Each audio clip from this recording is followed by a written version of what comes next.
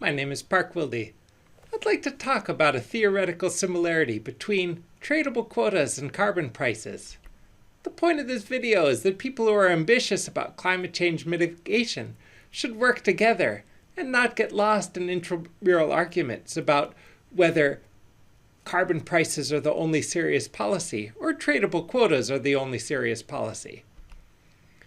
Think of three policies that have been much discussed. In a carbon price, the government sets a particular price of carbon, perhaps through a carbon tax or perhaps through a fee and dividend proposal, which is kind of like a carbon tax, but it solves some of the interpersonal inequality problems by distributing the revenue back to people, perhaps at higher levels for people who have less income, making the policy more fair. In a tradable quota, the cause and effect are reversed. The government assigns to each person a certain quantity as their starting quantity, and then through a system of auctions, they can either buy more or sell some of their quota. And once again, the actual amounts that each household consumes are based on market signals, but the total price and quantity depend on supply and demand. In the third option, non-tradable quotas, the government again assigns to each household an additional quota amount, but then that quota amount actually decides how much of carbon emitting activities they're able to do, such as how much they're able to fly or how much large automobiles they're able to have. And so this non-tradable quotas involves the government much more in the nitty-gritty of people's consumption decisions. It's widely thought that the carbon price is very different from quotas. But what I'm saying here is that carbon price and tradable quotas are more similar to each other, and both of these market-oriented policies are different from non-tradable quotas.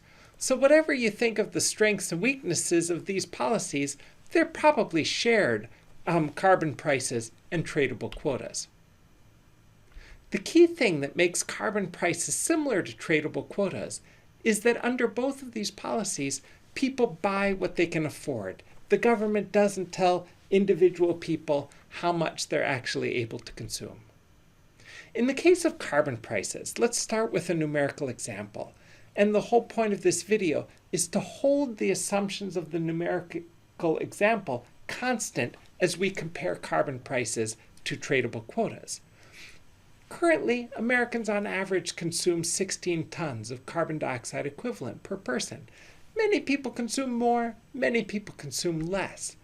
We have to ask, at what price would they consume some greener amount, such as 8 tons of carbon dioxide equivalent per person? Suppose, for example, that this is $200 per ton. You may think that it's actually a higher price that's required to get people to consume 8 tons, or a lower price. Whatever assumption you think is better than this assumption, just hold it constant as we compare the next two policies. These two quantities and prices are connected by what economists call a demand function.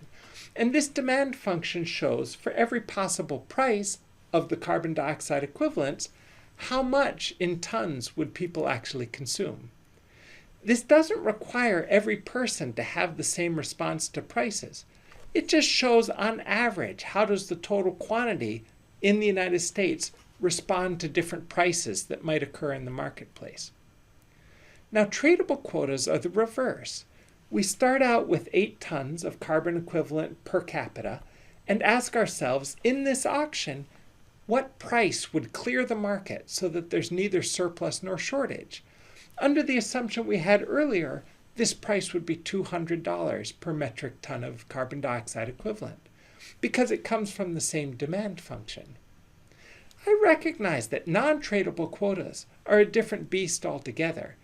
In this case, it's not the price that's important, but rather the quantity is 8 tons per person of carbon dioxide equivalent, and then people actually consume what they're assigned by the committee or the government in its wisdom as it decides how much carbon emissions each person or household ought to have.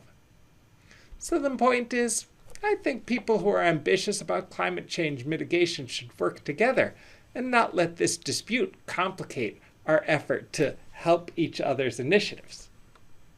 Thank you.